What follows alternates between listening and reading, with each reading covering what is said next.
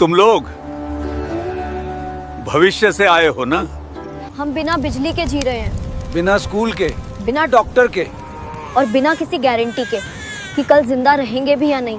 हमारे पास फोन नहीं है पर शाम को कहानियाँ हैं। भैया हमारे पास एसी नहीं है, हमारे पास अस्पताल नहीं है पर एक दूसरे का कंधा है।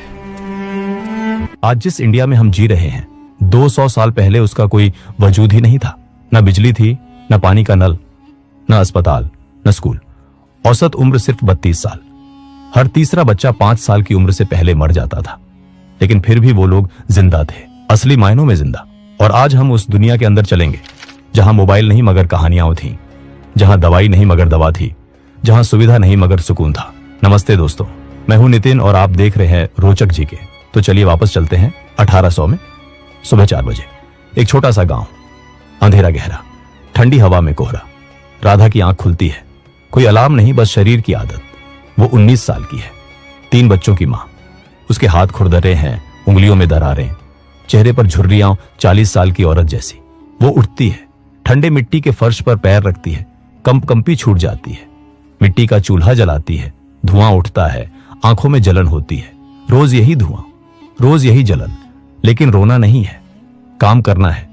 गेहूं पीसने के लिए चक्की घुमाती है, पत्थर की आवाज सन्नाटे को चीरती है। उसकी बाहों में दर्द है पर हाथ नहीं रुकते। बाहर अंधेरा है, किसी के घर से दिए की रोशनी, किसी के यहां बच्चे की रोने की आवाज, हवा में धुएं की गंध, गोबर की गंध, गीली मिट्टी की गंध। यही था 1800 के दशक का भारत, सुविधाओं से खाली लेकिन जिंदगी से भरा। अब तुम सोच रहे होगे लोग खाते क्या थे? रोटी, दाल, सब्जी, बस इतना। चावल अगर किस्मत अच्छी हो तो। नमक इतना कीमती था कि उसे तोलकर रखा जाता था। कोई फ्रिज नहीं था, जो बना वो खा लिया, सड़ गया तो फेंक दिया।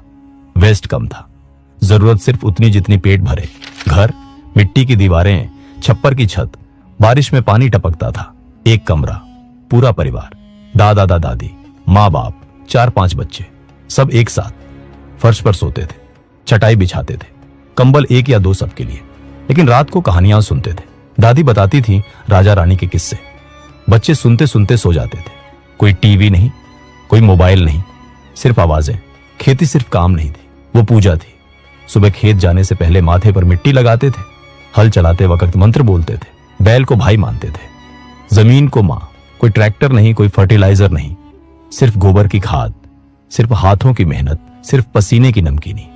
पर असली सच ये नहीं था। असली सच ये था कि अगर बारिश नहीं आई तो भूख, अगर टिड्डी दल आ गया तो मौत, अगर जमींदार ने ज्यादा लगान मांग लिया तो बर्बादी। किसान की जिंदगी सुंदर नहीं थी, वो रोज की लड़ाई थी।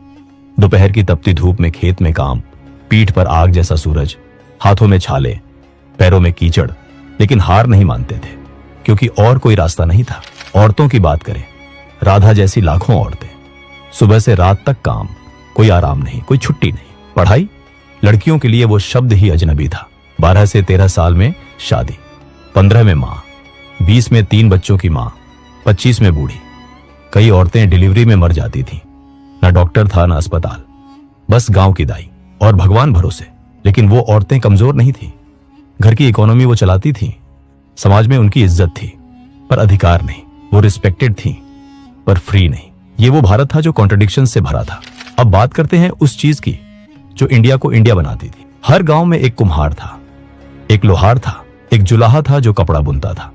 करघे की खटखट, घंटों की मेहनत, कोई डिग्री नहीं, बाप से बेटे को मिलता था हुनर।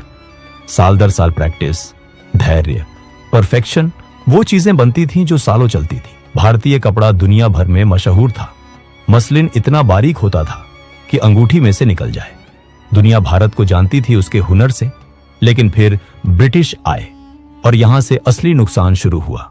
ब्रिटिश ने अपने मिल्स खोल दिए, मशीन्स लगा दी और भारतीय कपड़े पर भारी टैक्स लगा दिया। एक जुलाहा था, नाम था रहीम, 40 साल से कपड़ा बुनता था। लेकिन अब उसका कपड़ा बिकता नहीं था क्योंकि ब्रिटिश मिल का कपड़ा सस्ता था। मशीन मेड, बेजान। रहीम के हाथ बेकार हो गए, करघा बेकार हो गया, उसके बच्चे भूखे रहने लगे। एक दिन उसने अपना करघा तोड़ दिया, रोते हुए, और शहर की ओर चल पड़ा मजदूरी करने। यह सिर्फ रहीम की कहानी नहीं थी, ये लाखों कारीगरों की कहानी थी जिनका हुनर छीन लिया गया। ब्रिटिश ने इंडिया को सिर्फ लूटा नहीं, उसकी आत्मा को तोड़ दिया। सेहत की बात करें तो वो दौर बहुत कठोर था।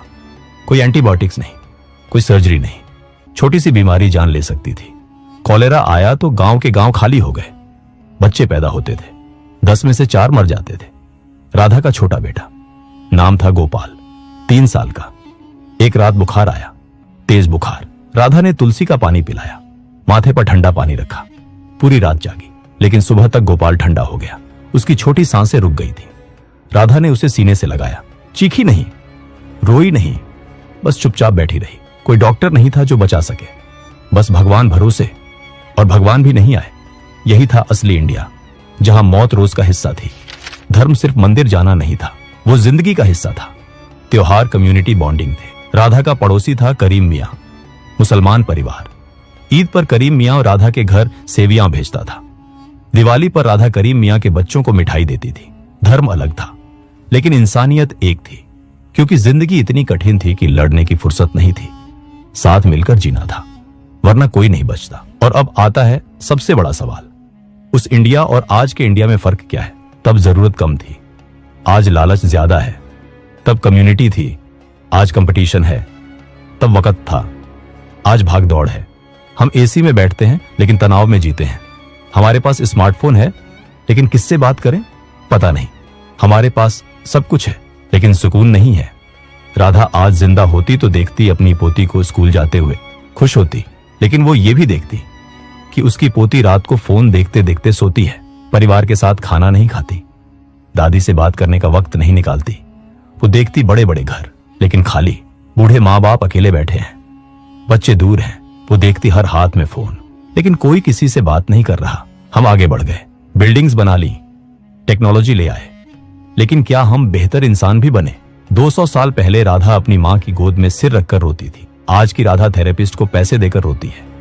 200 साल पहले गांव मिलकर घर बनाता था, आज अपार्टमेंट में पड़ोसी का नाम भी नहीं पता। तो सवाल ये नहीं है कि कौन सा इंडिया बेहतर था, सवाल ये है क्या हम प्रोग्रेस और रूट्स दोनों को साथ रख सकते हैं? क्या हम मॉडर्न बनते हुए भी इंसान रह सकते हैं?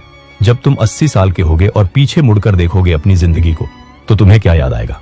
तुम्हारी सैलरी, तुम्हारा फ्लैट, या वो हंसी जो तुमने अपने बच्चे के साथ साझा की थी, वो हाथ जो तुमने अपनी माँ के हाथ में थामा था? हम आगे बढ़ गए, लेकिन क्या हम असल मायनों में जिंदा रह गए? तो दोस्तों, ये था 200 साल पहले के भारत का सच। एक ऐसा इंडिया जो हमसे बहुत अलग था, लेकिन शायद कुछ मायनों में हमसे बेहतर भी था। अगर आपको ये वीडियो पसंद आया तो लाइक जरूर करें, और अगर आप भी मानते हैं कि प्रोग्रेस के साथ साथ हमें अपनी जड़ों को भी याद रखना चाहिए, तो कमेंट में जिंदा लिखकर बताएं। तो सब्सक्राइब करना ना भूलें और बेल आइकॉन दबा दें, ताकि ऐसी और रोचक कहानियां आप तक पहुंचती रहें।